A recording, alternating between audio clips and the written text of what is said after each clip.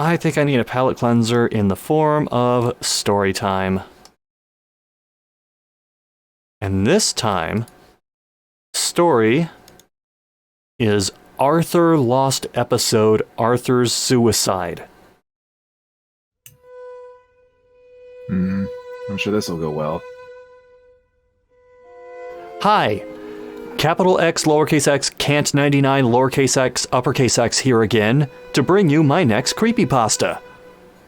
Now, I did say in the comments that I was going to do one about Bobby is poopy. But I could not get the starting right, and it just didn't work out. I wasn't really a fan of Arthur, but after the incident, I hate Arthur now.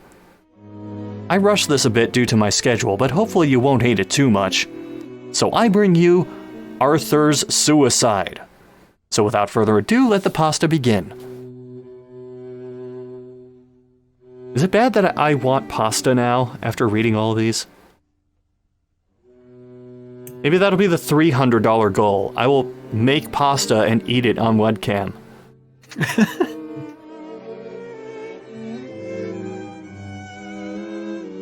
The story. I was with my brother and I was bored. So, he made me watch Arthur, and I said, "Do I have to?"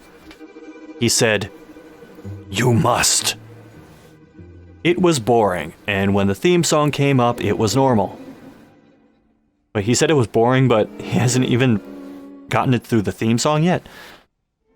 It had the same tune as I remembered it to be, but I saw this image flash quickly, and I could barely make out what it was. Because we used to love Arthur as kids, the good thing that it is still on TV on the PBS Kids channel. But we never got to see the new episodes, because we got to new things like Dora the Explorer, SpongeBob SquarePants, and Thomas the Tank Engine? Does anyone want to tell him how old Thomas the Tank Engine is?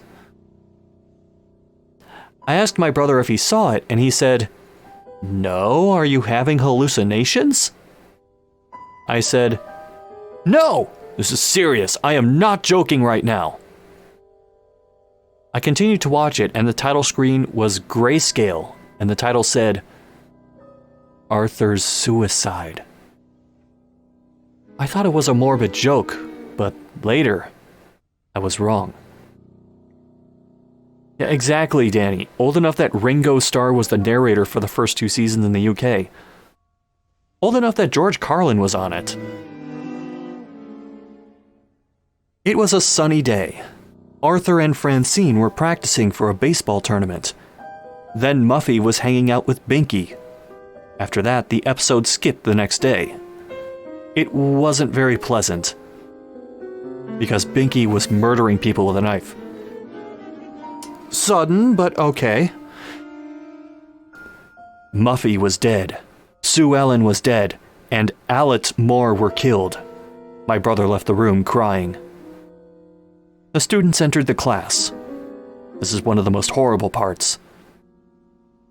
There was a very loud scream, and I was really scared when that happened. Everyone was shocked to find a dead child. He was naked. His guts were ripped out, and he even had his eyes stolen. This terrified me. Soon, the police came to investigate the scene of the murder. After that, the episode skipped to Arthur playing in his baseball tournament. Dramatic tonal shifts all over the place. The scene was weird as everyone had bleeding eyes. Arthur was batting while the bowler threw the ball? Did they mean pitcher? Pitcher. Yeah, bowler's a cricket term, isn't it? Is it? I thought bowler was like bowling, but I guess... Danny, confirm, deny? Or anyone from I don't know if you watch cricket at all, so I'm not sure if you would know. The scene was weird. Oh, I already read that. He got 3 strikes, and he got struck out. Bowler is a cricket thing. Okay, so this guy doesn't know shit about baseball. It skipped to the end of the match. Yeah, match is also a very British term. Where he tried to catch the ball. The batter scored a home run. And the score was 18-0. 18. Nothing about this actually sounds like baseball. This is like it's like an alien learning sports. Or a British person who's never actually seen an actual game of baseball and only knows like cricket and just based it loosely off of that and assume, oh, it's probably the same. It's probably the same kind of thing. Clearly. Yeah, I can't help but stop and address this, Rune and a Pie. The Elwood City team blamed everything on Arthur. When Arthur got home, the scene was a flashback of all that had happened. Then he heard voices saying, "Do it, Arthur. It was all your fault. Kill yourself. It is your only option." The Brewers beat the Pirates 20-0 in 2010. Oh, there was a game where a team won 30-3. Oh, wow. I'm surprised scores can get that high. I guess it doesn't happen often.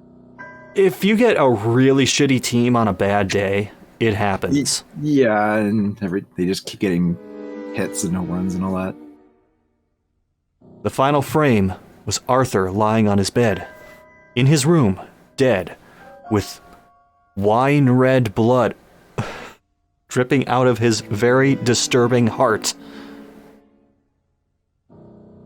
Dripping out of his heart? How did he... I guess he stabbed himself. Then I turned off the TV, very frightened. Epilogue. I turned the TV back up. Wait, why bother calling it epilogue if it's just a continuation of things that just happened? I turned the TV back on and there was a message saying, "This is your future." After that, I got really scared and contacted PBS Kids to warn them about the episode. They said, "How could this be possible? I don't know who made this episode, but it definitely wasn't us." A few weeks later, they replied, "We still haven't found the maker of the episode, but the creator must be one of the employees we fired. We are sorry for what happened to you."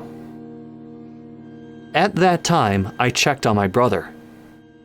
He was still terrified about what happened. He said, "I never want to watch Arthur again." So I replied, "Yeah, same as me, but it shouldn't happen again." Well, this is the end of my story, and I have nothing else to say. And since up to 2014, I never watched all the episodes of Arthur again. So the next time you come across this episode, don't watch it. If you see the title, contact PBS Kids. I warn you.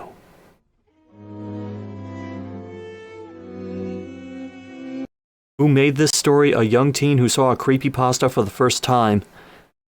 Isn't that how most of these go? It's how some of these go. This guy probably... Like, there's that scenario, and there's the person who just churns out as many of these things as they possibly can to try and get E-cred. And judging from how he was talking at the beginning, I'm leaning toward the latter.